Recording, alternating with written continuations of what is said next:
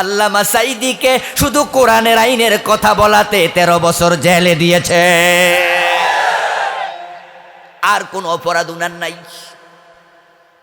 যারা উনারে জেল দিছে, যারা ফাঁসির রায় দিছে, যারা জেলে মাইরা লাইছে, পরে ওষুধ খাও বিষ প্রয়োগে হত্যা করছে, উনার মৃত্যুটা স্বাভাবিক মৃত্যু ছিল না। উনি সুস্থ মানুষ ছিলেন, উনাকে হত্যা করার জন্য তারা হাসপাতালে আনছে।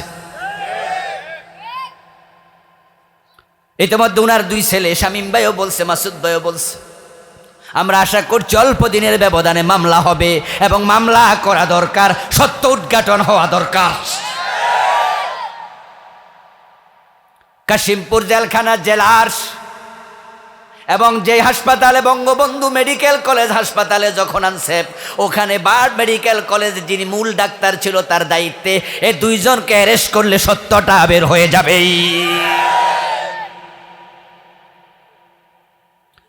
আল্লামা সাঈদী রাহিমাহুল্লাহ যখন তিনি প্রিজন ভ্যান থেকে নামলেন, উনাকে জেলখানার গাড়িতে করে আনছিল, যখন নামলেন কত সুন্দর হাসি দিয়া সালাম দিয়া মানুষে জিজ্ঞাসা আপনারা কেমন আছেন, ঠিক না?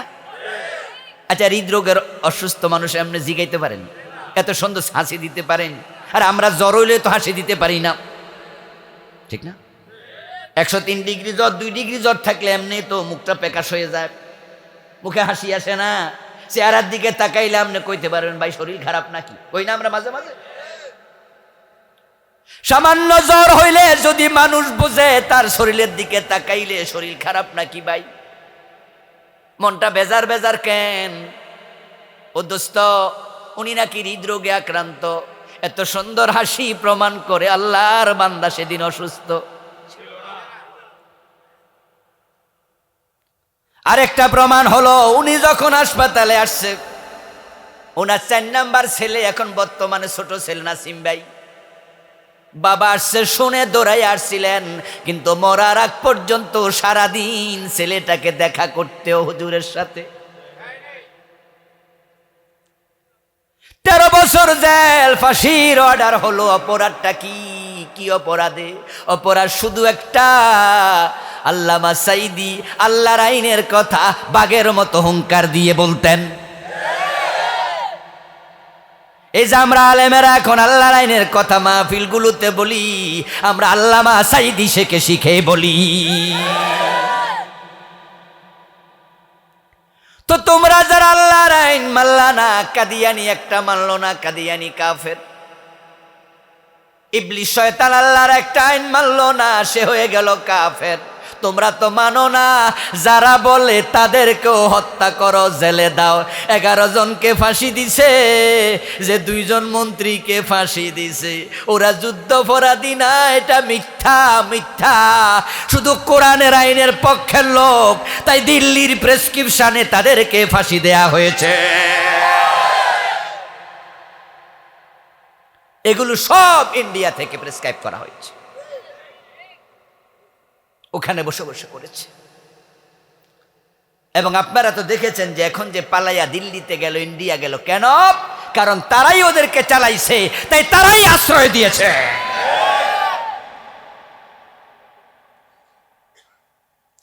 আমার প্রিয় ভাই, বিষয়টিকে রাজনৈতিক ভাবে নেবেন না, বিষয়টাকে ইমানের দৃষ্টিভঙ্গি থেকে দেখেন।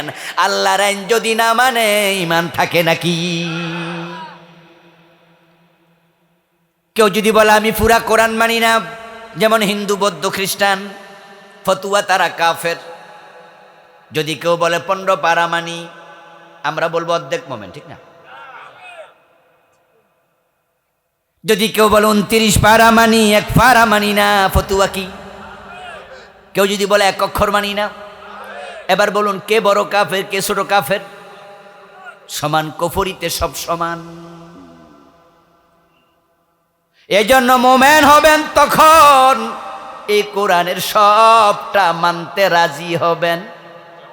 আইয়াকুলু সামিনা ওয়া আতানা, তারা মোমেন যারা বলবে শুনলাম আর মানলাম, এবং মানার ক্ষেত্রে নিয়ম হলো ওই ওটের মতো মানতে হবে যে ওটের নাকের ভিতর তার মালিক রশি ঢুকাইয়া দিছে, টান দিতে দেরি, কদম দিতে দেরি করা যাবে।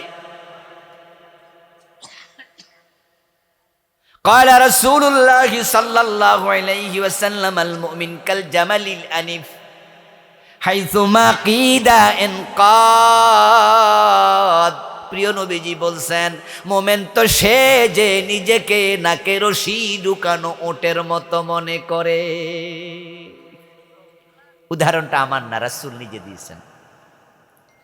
যে ওটের নাকের ভিতরে রশি মালিকে হাতে নিছে, এবার বলুন তো ওটটা কি স্বাধীন না মালিকের অধীন? মন মতো চলে না মালিকের টান মতো? উল্টা পাল্টা চললে নাক ছেঁড়ার সম্ভাবনা আছে না নাই? ঈমান আনার পরে তুমি এমন হয়ে যাও, কোরআনে হাদিসে রাসূল যা বলে, আল্লাহ যা বলে, বিনা প্রশ্নেই মানতেই হবে। আল্লাহ বলছেন আলা লাহুল খালকু ওয়াল আমরু, সাবধান। কে বলতেছে? সতর্ক করে কে? সাবধান, হরফে তাম্বি। আলা লাহুল খালকু, সৃষ্টি তার, ওয়াল আমরু, এবং অর্ডার, আদেশ হবে একমাত্রই। সৃষ্টি যার, আইন হবে তার। কথাটা কি আমার না আল্লাহর? সব মুসলমান ভাইয়ের একটু বলুন দয়া করে, সৃষ্টি কার? আরো জোরে বলেন। আইন চলবে কার? এ 53 বছর আল্লাহর আইন চলছে কয়দিন? চলছে। আল্লাহর আইন চলে না, ব্রিটিশের আইন চলে। তো ব্রিটিশের আইন মানলে আপনি আল্লাহর গোলাম হলেন কেমনে? এজন্য তো আমরা আপনাদেরকে ঈমান রক্ষা করার জন্য কথাগুলো বলছি। ও দোস্ত, কেউ মনে মনে বলতেছেন হুজুর আল্লাহর আইন তো আমরাও কিছু মানি, সব আর মানি না, আর কি কিছু তো মানি। নামাজ, রোজা, হজ, যাকাত, তাসবিহ, তাহলিল, টুপি, দাড়ি, পায়জামা, পাঞ্জাবি, এগুলো তো আমরা সব মানি, হয়তো পুরা জীবনে মানতে পারি না। আমি বলবো দোস্ত, ঈমানের ক্ষেত্রে কিছু মানবা কিছু মানবা না, এটা সিস্টেমে নাই। ফজরের নামাজের ফরজ কয় রাকাত? বলেন না কয় রাকাত? 1 রাকাত পড়ে যদি কেউ বাড়ি চলে যায় সওয়াব অর্ধেক হবে 30%। কত? 1 রাকাত যে পড়লো। চৈত্র মাসের দিন প্রচন্ড খরতা, বুকে পিপাসা, তাই ঘড়ির দিকে তাকায়া দেখেন 2:30 বাজে। হিসাব করে দেখছেন রোজা মোটামুটি 8.5 ঘন্টা হয়ে গেছে, আর মাত্র 6 ঘন্টা বাকি আছে। এখন ইফতার করলে সওয়াব 60% হইব, ঠিক না? কত তো রাখলেন যে 8 ঘন্টা। ও দোস্ত, আপনি বলছেন হুজুর নামাজ, রোজা, হজ, যাকাত মানি, সুর ধরে হাত কাটা মানি না, ডাকাত ধরে শুলে দেয়া মানি না, এগুলো পারি না, আমরা পারি না। ও দোস্ত, আমার প্রশ্ন, কেন পারো না? ব্রিটিশরা তো দেশ চালায় না, তাদের আইন তোমরা এত ভালো লাগে কেন? নিশ্চয় তোমারও চুরি করার ধান্দা আছে।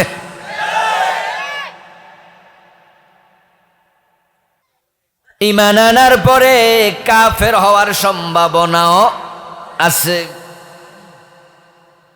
রাসূলুল্লাহর হাতে হাত রেখে ঈমান আনার পরে কাফের হয়ে গেছে সাহাবাদের মাঝে এমন লোক ছিল।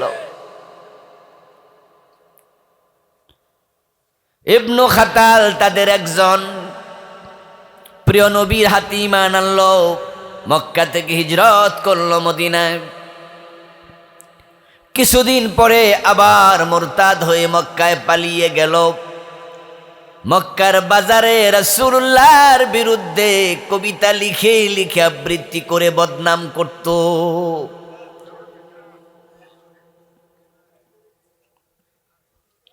মক্কা বিজয়ের পর প্রিয় নবী ক্ষমা করে দিলেন সবাইকে।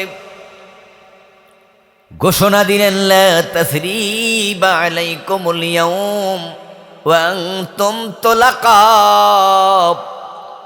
আজকে কোনো প্রতিশোধ নেব না, তোমরা সবাই মুক্ত।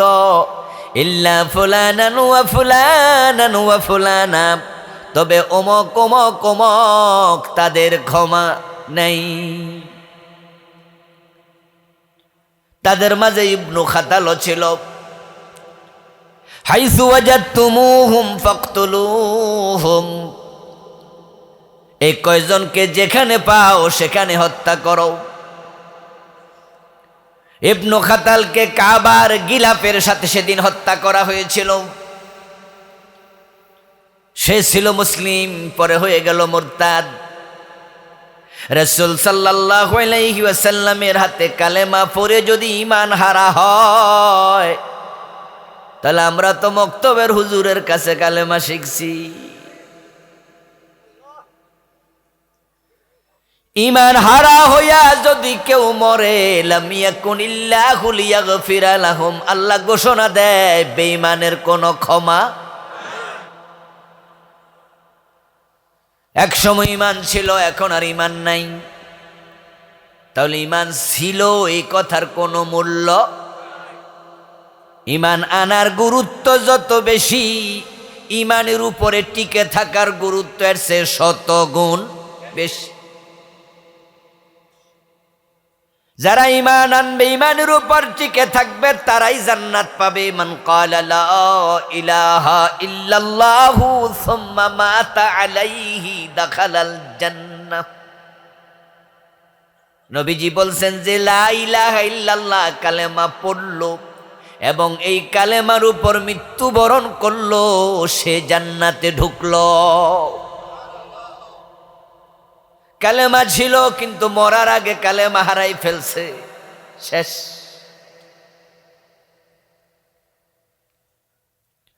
আমার দোস্ত, নবী ছাড়া কারো ঈমানের গ্যারান্টি। আম্বিয়া আলাইহিমুস সালামকে সরাসরি আল্লাহ হেফাজত করতেন, এজন্য নবীদেরকে বলে মাসুম।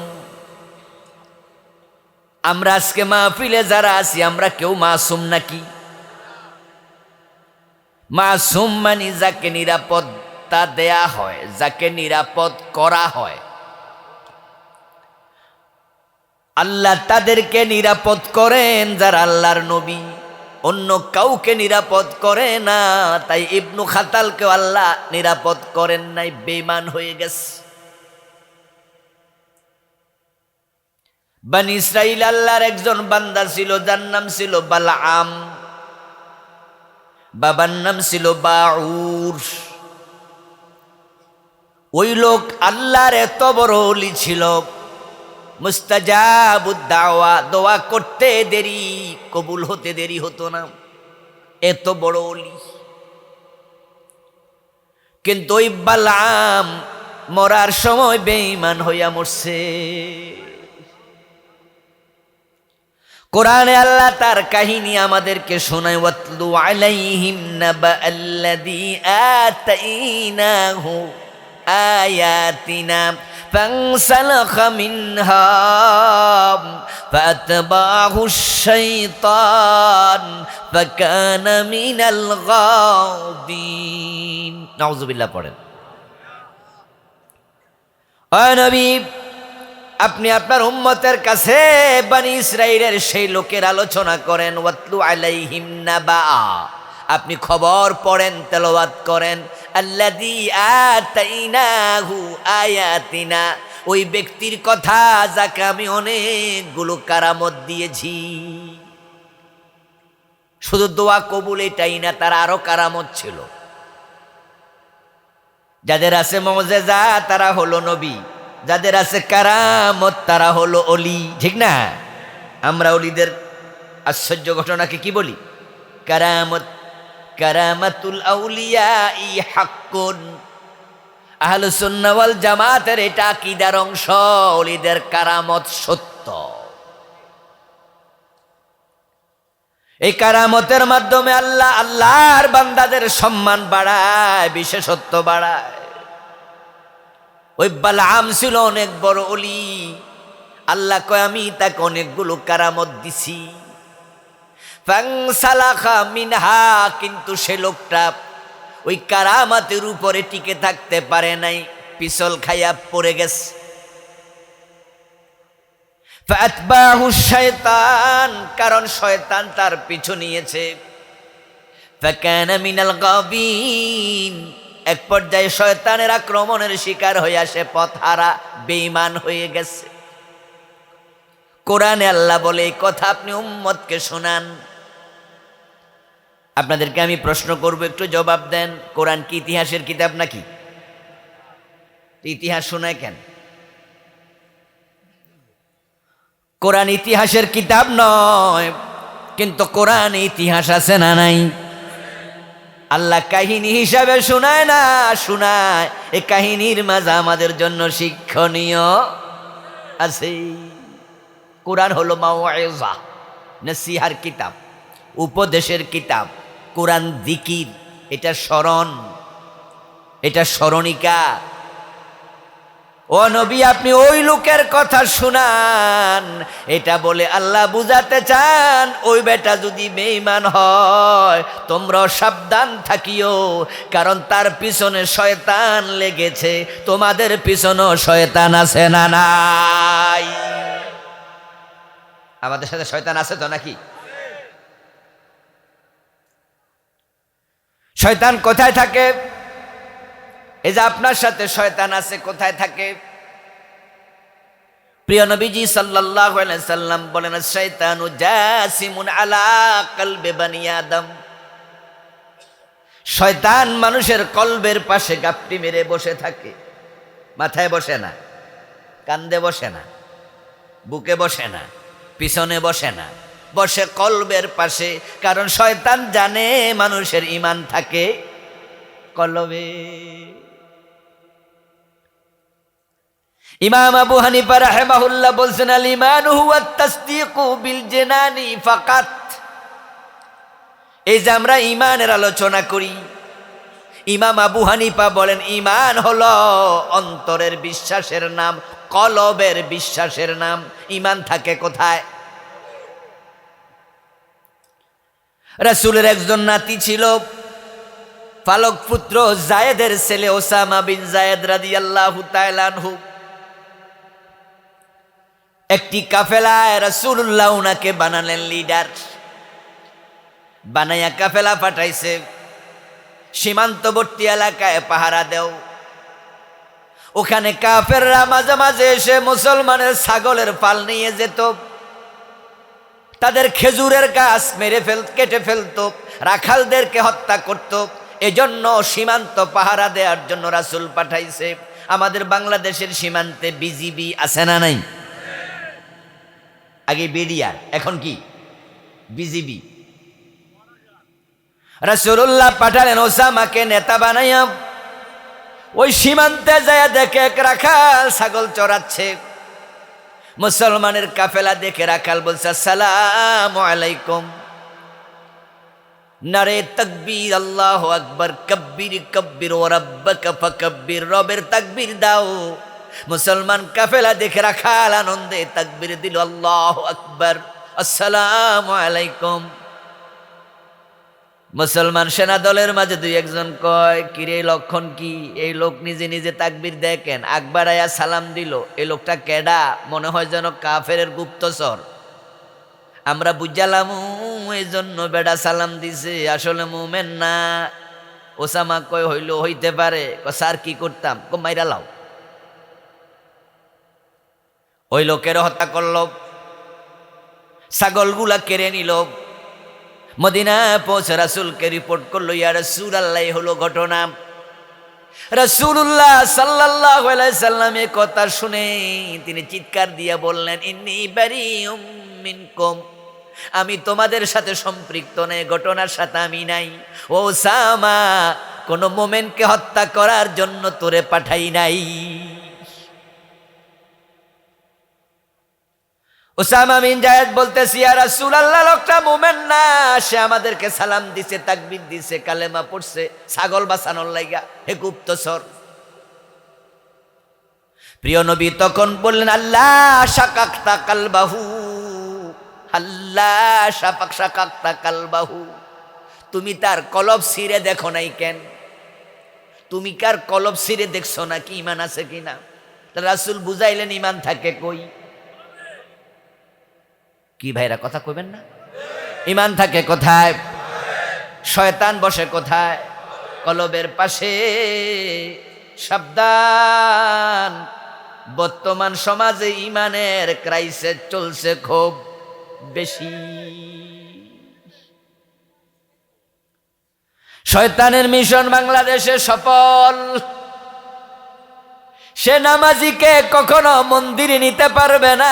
সে বোঝে এই মুসলমান দইরা মন্দিরে দুর্গা দেবীর সামনে নিয়ে সেজদায় ফেলতে পারবো না, তাই সে মুসলমানের কাছে দুর্গা দেবী নিয়ে আসে না, সে বন্ড পীরের বেশে আসে। তাই নামাজি মুসলমানরা পীরের কদমে সেজদা দেয় আসারে। মসজিদে আল্লাহরে সেজদা করে, দরবারে পীরের পায়ে সেজদা মারে, এমন লোক আসেনি?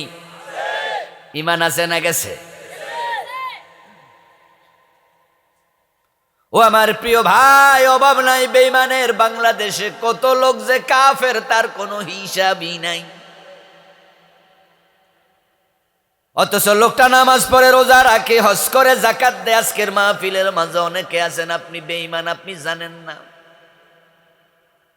প্রিয় নবীজি 1450 বছর আগে বলছে, ইয়াতি আলান নাসি জামান, এমন একটা জামানা মানুষের কাছে আসতেছে, ইয়াজতামিউনা ফিল মাসাজিদ, তারা মসজিদগুলোতে জামাতের সাথে নামাজ পড়বে, লাইসা ফীহিম মুমিন, অথচ ওই জামাতের মাঝে একটারও ঈমান থাকবে না।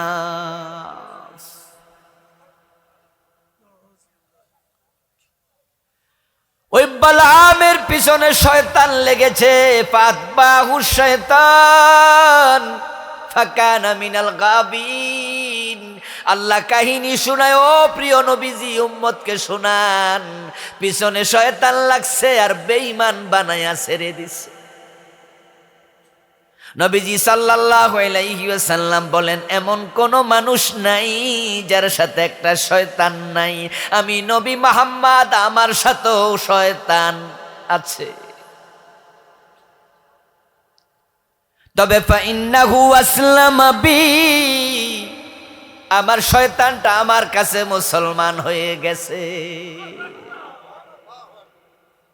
সে আমার আনুগত্য করে, সে আমার ডিস্টার্ব করে না, আমার ঈমান কাইরা নেয় না, নিতে চায়ও না, চেষ্টা করে না। আল্লাহ তাকে আমার বশীভূত করে দিছে। আপনাদের কাছে প্রশ্ন করি, আপনার শয়তান কি ডিস্টার্ব করে কিনা? যৌবনকালে ঘুমের মাঝে গোসল ফরজ করাইছে কিনা? কত খারাপ, ইমাম সাহেবেরও ছাড়ে না। কি ইমাম সাহেবের ঝামেলা হয় না? কোন হুজুর আর হাজী সাহেব বোঝে না, সবাইরে ধরে। সে সব সময় চায় কিভাবে ঈমান কেড়ে নেওয়া যায়। নবীজি সাল্লাল্লাহু আলাইহি ওয়াসাল্লাম বলেন, তাকুনু বাইনা সাআতি ফিতান কাকিতাইল লাইলিল মুসলিম, সূর্য ডুবে গেলে যেমন অন্ধকার চারিদিক থেকে ধেয়ে আসে, কিয়ামতের আগে এমন একটা সময় আসবে তখন ফিতনা পৃথিবীর চারদিক থেকে বের হবে। ইউসবিহু ফিহার রাজুলু মুমিনান ফায়ুমসি কাফিরা ওয়া ইউসবিহু মুমিনান ফায়ুমসি কাফিরা ওয়া ইউমসি মুমিনান ফায়ুসবিহু কাফিরা। মানুষ সকাল বেলায় মুমিন, সন্ধ্যা বেলায় কাফের হয়ে যাবে।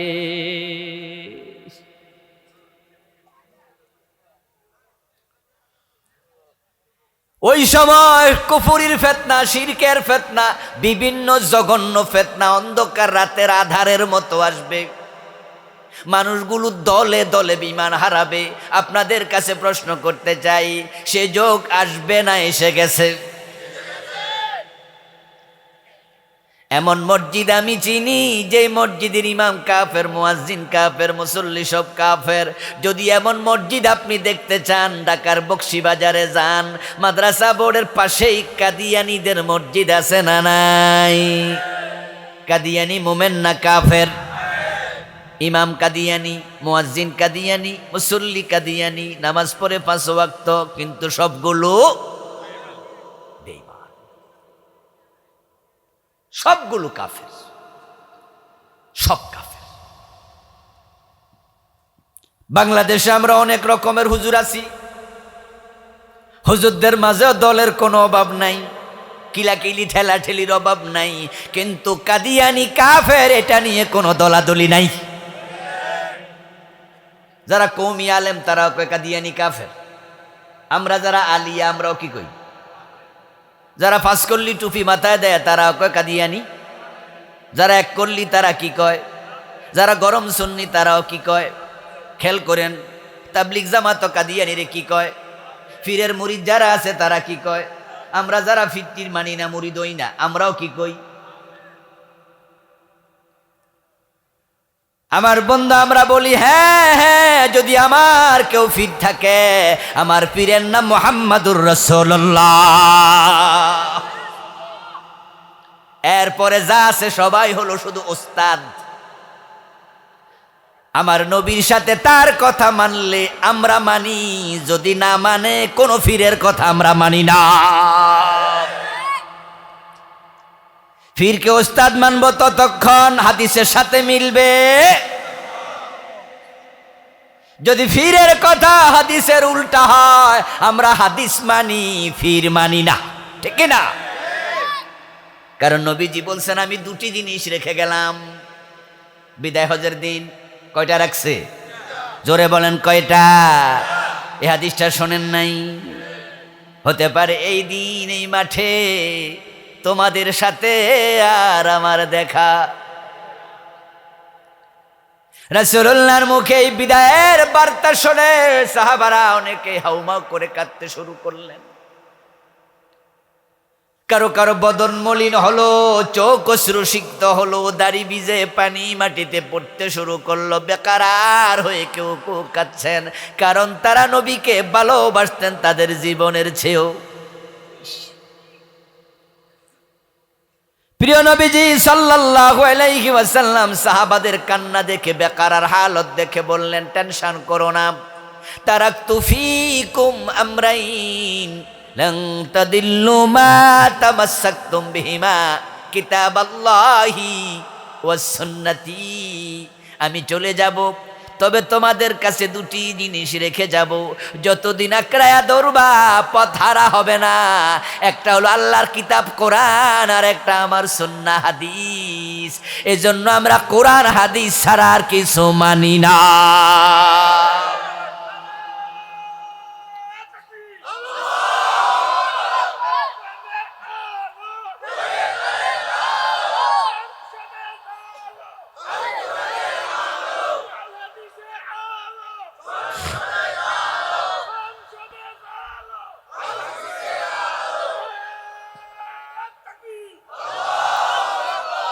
কেউ কেউ মনে মনে বলবেন, তাহলে এজমাকে আজ কি মানেন না? শরীয়তের দলিলের উৎস হলো 4টা, কোরআন, হাদিস, ইজমা। তখন উত্তর হলো, হ্যাঁ আমরা এজমা কিয়াস মানি, কিন্তু কোন এজমা যদি কোরআনের উল্টা হয় সেই এজমা আমরা মানি না। তাহলে এজমাও কোরআনের সাথে মিলতে, আমরা কিয়াস মানি, কারো কিয়াস যদি কোরআন হাদিসের উল্টা হয় সে কিয়াস মানি না। তাহলে ইজমা কিয়াস কোরআনের সাথে মিল থাকতেই হবে, কোরআনের উল্টা হওয়ার কোনো সুযোগ।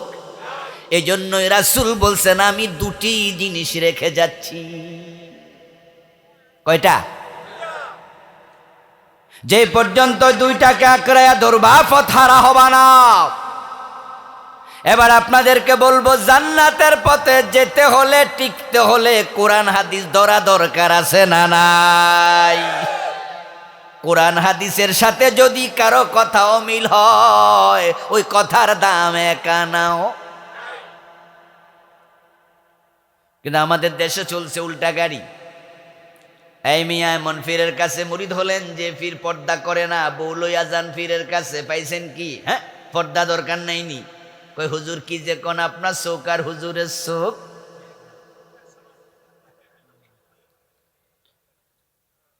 পীর বাবা নিজে বলে তোমার বউ দিয়া আমার পা টিপায়া দাও, নিজের মেয়ে দিয়া পীরের পা টিপায় এমন ভণ্ড পীর বন্ড মুরিদ আছে না নাই? ওদের কাছে পর্দার মূল্য একানাও নাই। ও দোস্ত, তোমার কথা যদি কোরআনের খেলাফ হয় এটা মূল্যহীন, মূল্যহীন। কিসের তোমার ফির? ইমাম আবু হানিফা রাহিমাহুল্লাহ বলছে, যা ওয়াজাদতুম কাউলি খিলাফাল কিতাবি ওয়াস সুন্নাহ ফাআলকু কাউলি আলাল জিদার খুযুল কিতাবা ওয়াস সুন্নাহ। ইমাম আবু হানিফা বলে, আমি ইমাম আবু হানিফার কোনো কথা যদি কোরআন হাদিসের খেলাফ হয়, উল্টা হয়, আমার কথা ওয়ালের মাঝে ফেলে কোরআন হাদিস গ্রহণ করো।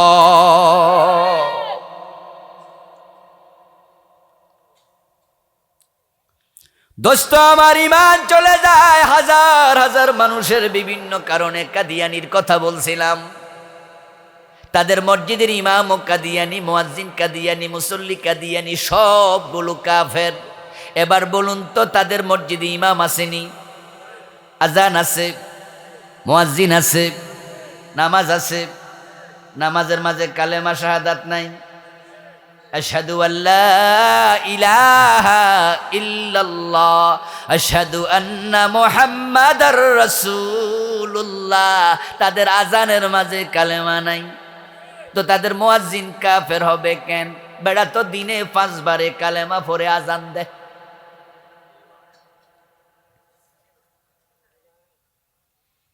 কাদিয়ানীরা যখন নামাজ পড়ে আত্তাহিয়াতু পড়ে না। এই ভাই কথা কন না, আত্তাহিয়াতু নাই। তাতায়াতুর মাঝে আশহাদু আল্লা ইলাহা ইল্লাল্লাহু ওয়া আশহাদু আন্না মুহাম্মাদান আবদুহু ওয়া রাসূলুহু নাই। তো কাফের কেমনে? বেটা তুই মাত্র কালেমা পড়লো। এই বিষয়গুলো ক্লিয়ার যেন আপনার কাছে থাকে। কিয়ামতের জামানায় ফিতনার যুগ আসবে, কত জায়গা দিয়া ফিতনা ঢুকবে আপনি বুঝতে পারবেন না। কাদিয়ানি নামাজ, রোজা, হজ, যাকাত সব মানে, কিন্তু নবী মুহাম্মদকে শেষ নবী, তো বাকি দিমাইনাও কোনো লাভ।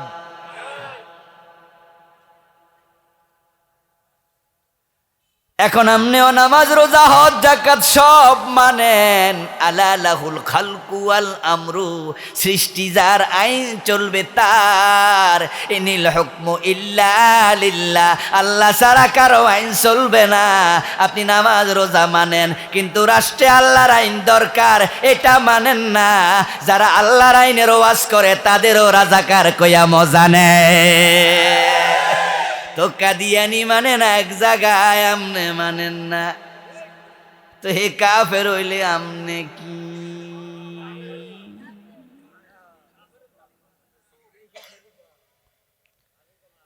আমার বন্ধু ইবলিস শয়তান কাফের হলো, সে আল্লাহর কয়টা আইন মানে নাই? মাত্র। আল্লাহ বলছে আদম রে সেজদা করো, সে কয় না। আল্লাহ বলে কি কইলি? ফখরুজ ফাইন্নাকা রাজিম, বেরিয়ে যা জান্নাতের সীমা থেকে, তুই অভিশপ্ত।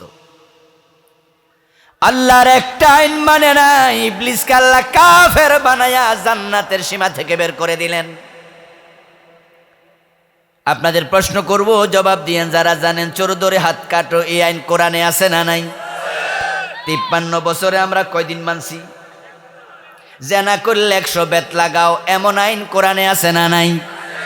আযানিয়াতু ওয়াযানি ফাজলিদু কুল্লা ওয়াহিদিম মিনহুমা মিআতা জালদা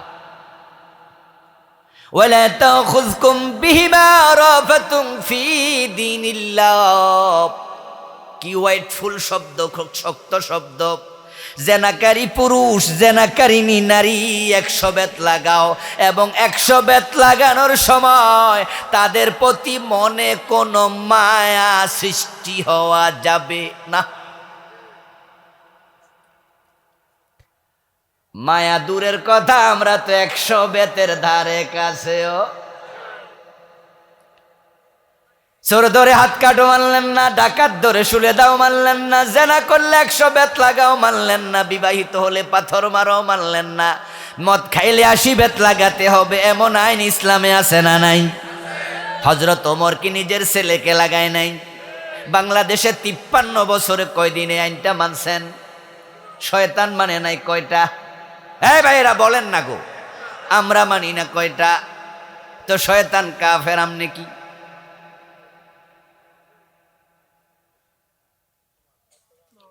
আপনি ভাবতেছেন হুজুর আমি তো আজকে 5 ওয়াক্ত নামাজ পড়ছি, আমি কেমনে কাফের? এর কোনো কথা হইল নি। এই তো 100 বার সকালবেলা হতো লা ইলাহা ইল্লাল্লাহ পড়ছি, সন্ধ্যাবেলা 100 বার কালেমাটা পড়ছি, তো কাফের হমু কেমনে? ও দোস্ত আমার, বিসমিল্লাহর বা থেকে মিনাল জিন্নাতি ওয়ান নাসের সিন পর্যন্ত এই কোরআনে যা আছে সব মানলে মোমেন হয়। যদি একটা অক্ষর না মানে বাকিটা মানলো মোমেন হওয়া যায় না। ঈমান হলো অঙ্কের মতো, 10 লাইনের অঙ্ক 9 লাইন ঠিক হয়েছে, 1 লাইন ভুল হয়েছে, নাম্বার পাইবেন কত? তো 9 লাইন না ঠিক আছে, নাম্বার কই? যে মোটেও লেখে নাই সেও জিরো, যে 10 লাইনে 10 ভুল হেতো জিরো। আপনার 9 লাইন ঠিক আছে, একটা ভুল, আপনিও হয়ে গেছেন জিরো। এত বড় বেলুন, আধা ঘন্টা লাগায়া গ্যাস ঢুকাইলেন, হাওয়া ঢুকাইলেন। এখন যদি হাওয়া মুক্ত করতে হয় 10 ছিদ্র করলে যে কথা, একটা করলো। ইবলিস একটা আইন মানে নাই, সে কাফের। আবা ওয়াস্তাকবারা ওয়া কানা মিনাল কাফিরিন, সে কাফের।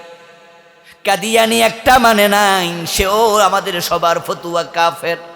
এখন বাংলাদেশের 53 বছরের ডজন ডজন আমরা মানলাম না, মানে তো না, উল্টা যারা মানে তাদেরকে জেলে ঢুকাইয়া রাখে।